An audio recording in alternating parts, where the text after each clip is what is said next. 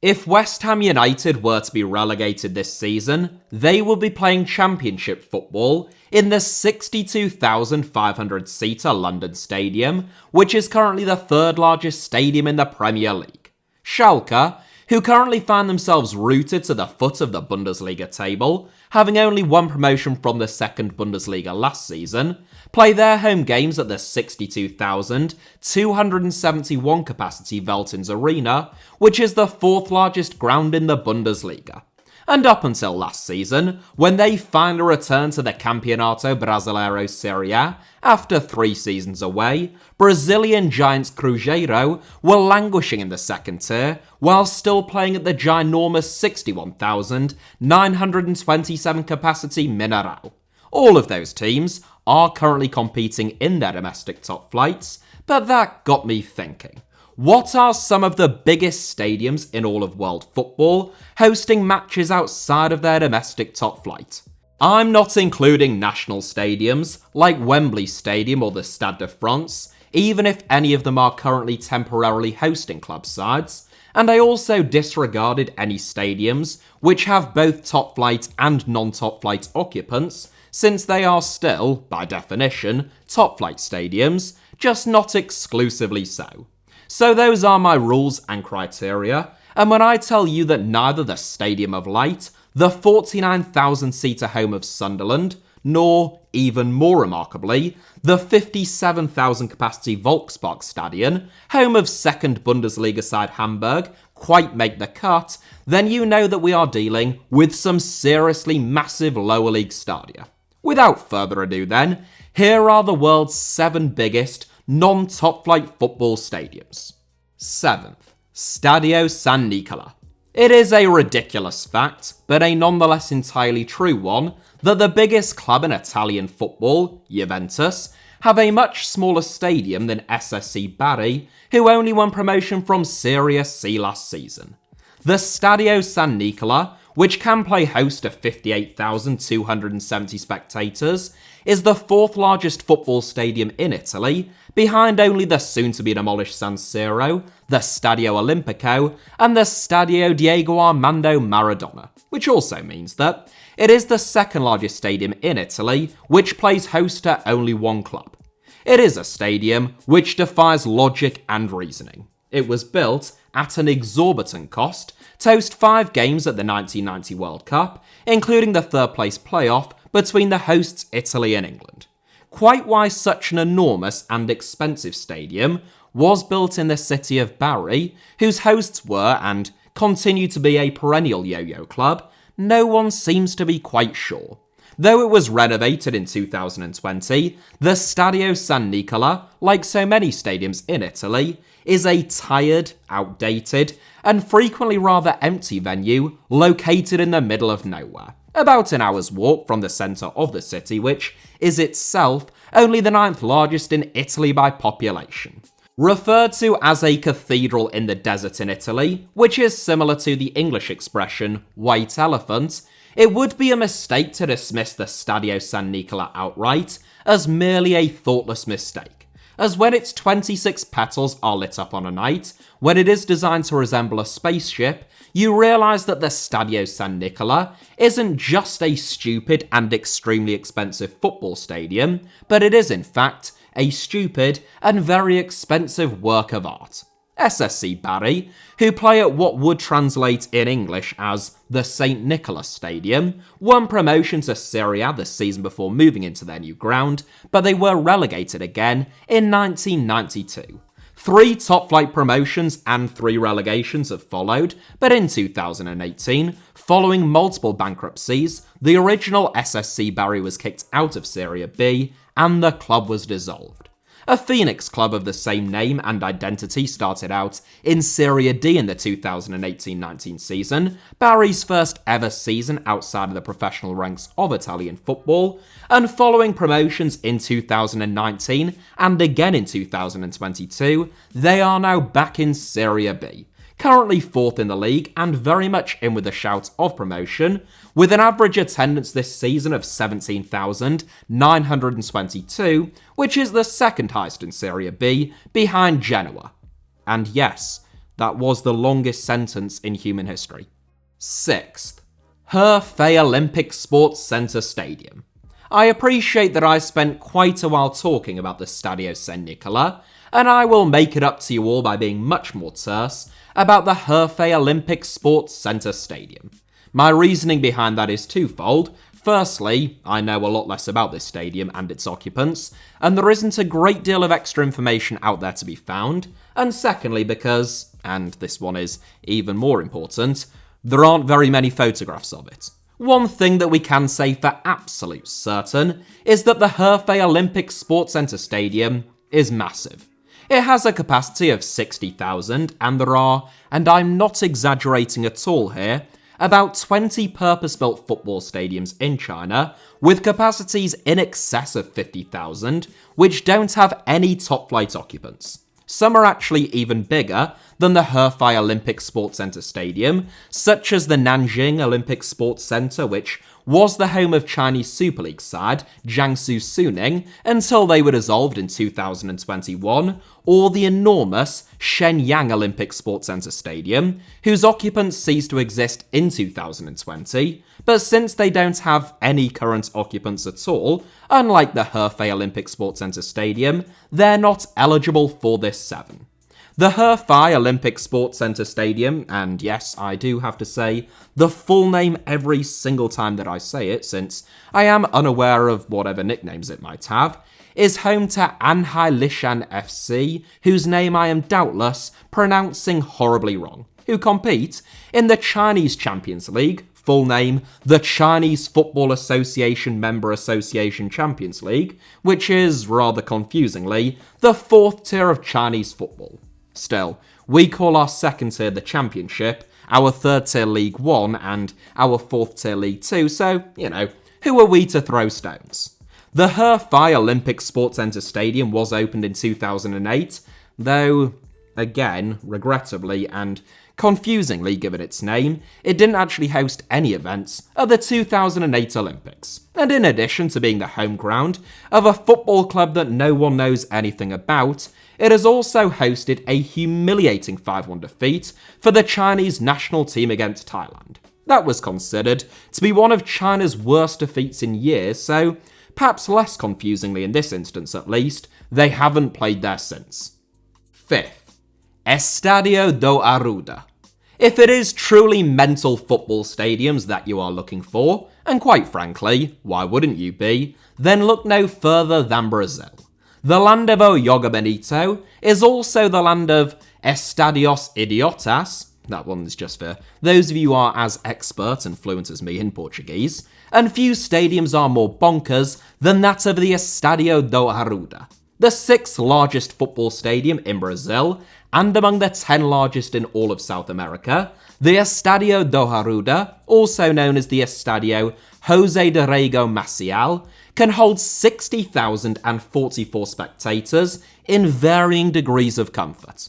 Not as old as it might look from a bird's eye view, the Estadio do Arruda was first opened in 1972 on a plot of land that was given to Santa Cruz FC by the former mayor of Recife, José do Rego Maciel, hence the stadium's alternative name.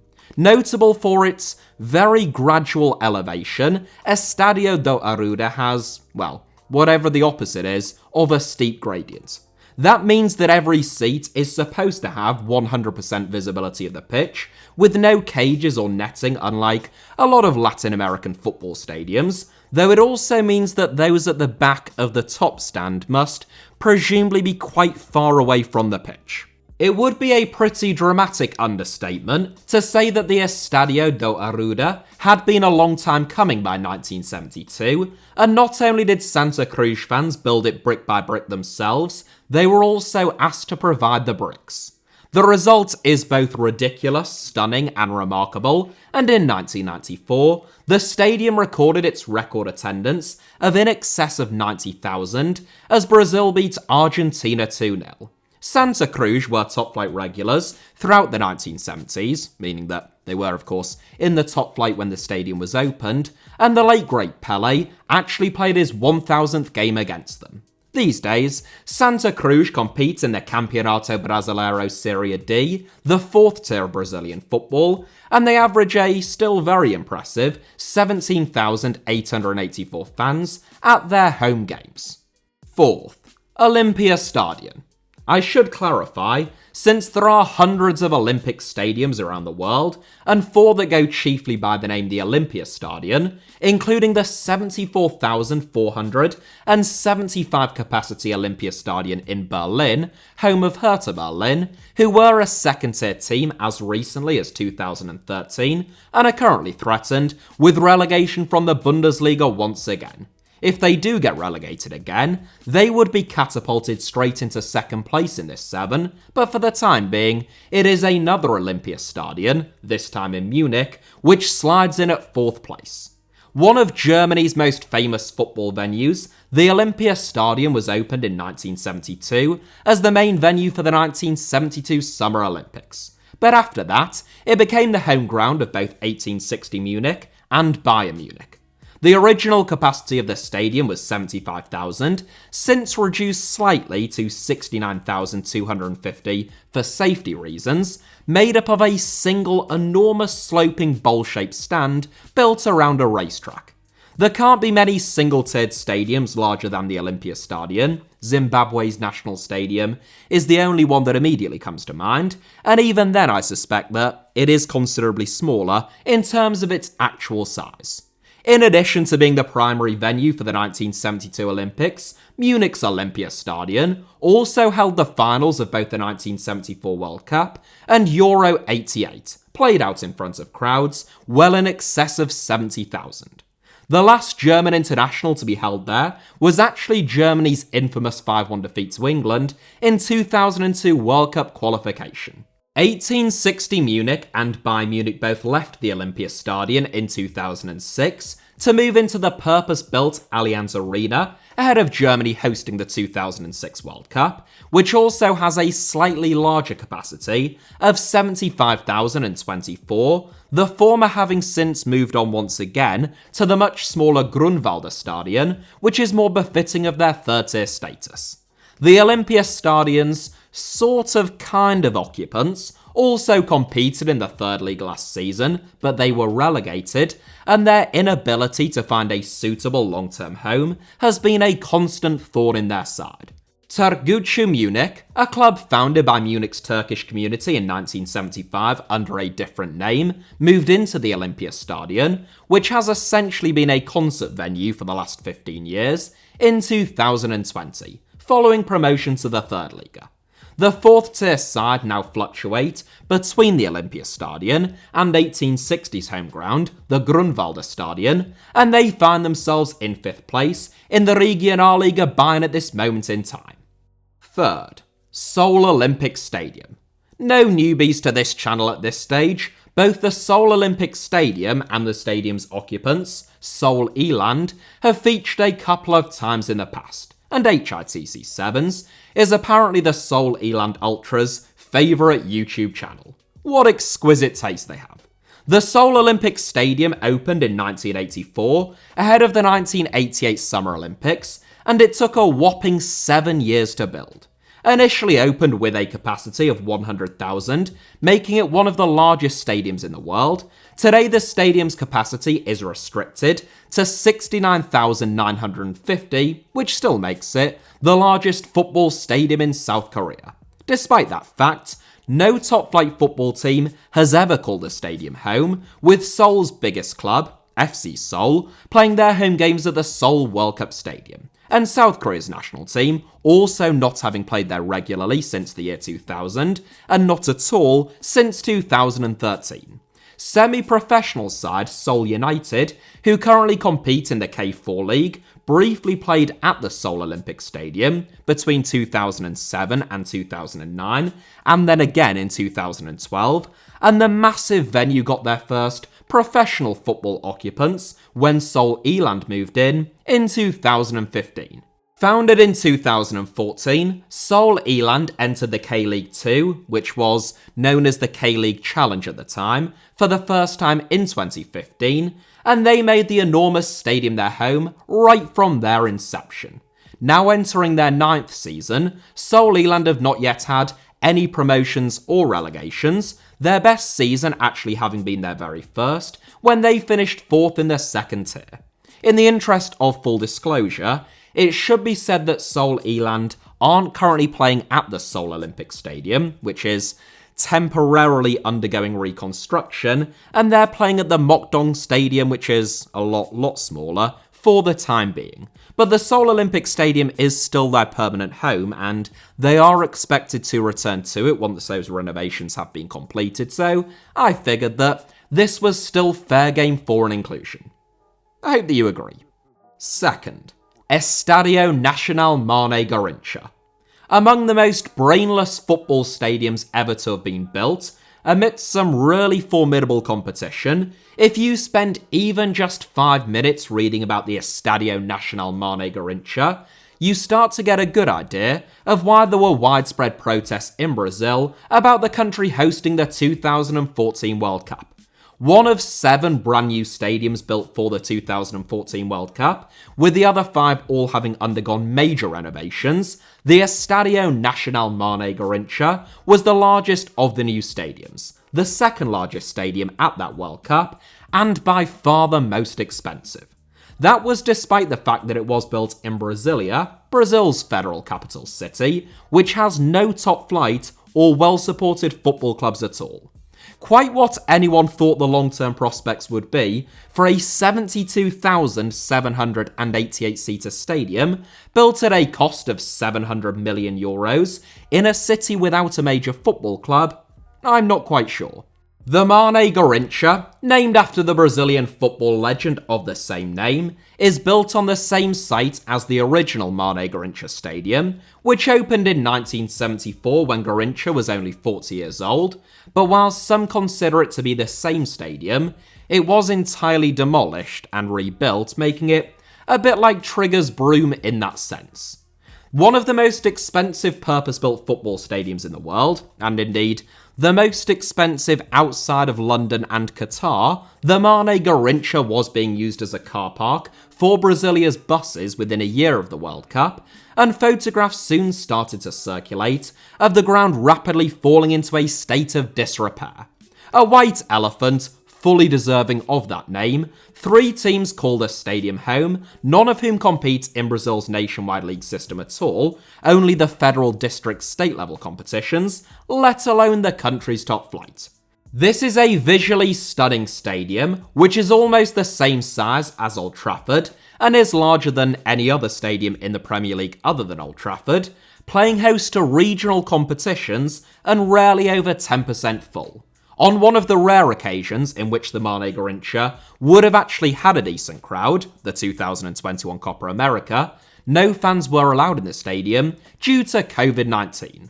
But, other than that, it has been a roaring success. First, EMS Stadium. This might be a slightly contentious inclusion, particularly in top spot, since the EMS Stadium, which once had a capacity of 100,000, is now variously reported as having a capacity of either 53,000 or 80,000, and it does host some top-flight football matches, but not any top-flight men's or nationwide football. Gokulam Kerala FC Women are a women's team, founded in 2018, who compete in the Kerala Women's League, which is the top flight of women's football in the state of Kerala, and they have played at the EMS Stadium ever since their inception. I decided that didn't count for the purposes of this video, primarily because it is a state-level competition, rather than because it isn't men's football, and the 2 men's teams that do play at the EMS Stadium are Kerala Football Team and Gokulam Kerala FC's men's team. Kerala Football Team, as their name would suggest, is just a state representative team who compete in solely state competitions, founded in 1945, and they only play some of their games there. Gokulam Kerala FC's men's team compete in the I-League, India's former top flight, now 1 league below the Indian Super League. Gokulam Kerala actually won the I-League title last season, just 1 year before promotion from the I-League to the Indian Super League was introduced. I know, right? Gutting. Right now, they are third in the division, still with a decent shot at winning promotion. Whilst India is renowned for its obsession with cricket and has many enormous cricket stadiums, the communist-led state of Kerala has a centuries-old love affair with association football. The Kerala Blasters have the highest average attendance in the Indian Super League, but they play their home games at the Jawaharlal Nehru Stadium, which has a restricted capacity at this moment in time of 39,000 for Indian Super League games. Named after EMS Namboodiripad, a communist politician and theorist who was himself better known simply as EMS, thankfully for me given that I probably just made a horrible hash of the second part of his name, the stadium itself features two fairly tired-looking tiers located in a built-up area in the city of Calicut, and the exterior, as you can see, features a row of shops. And that, ladies and gentlemen, friends and comrades, at least as far as I can tell, is the world's largest football stadium that has a regular occupant that doesn't play domestic top-flight football. What a wild ride we have all been on. I hope that you enjoyed it. I certainly did. Hit the like button if that was the case. Thank you all very much as ever for watching. Let me know your thoughts down below in the comments. Make sure that you're subscribed and have notifications turned on for HITC Sevens. And you can also follow me on either Twitter or on Instagram via the username @HITC Sevens.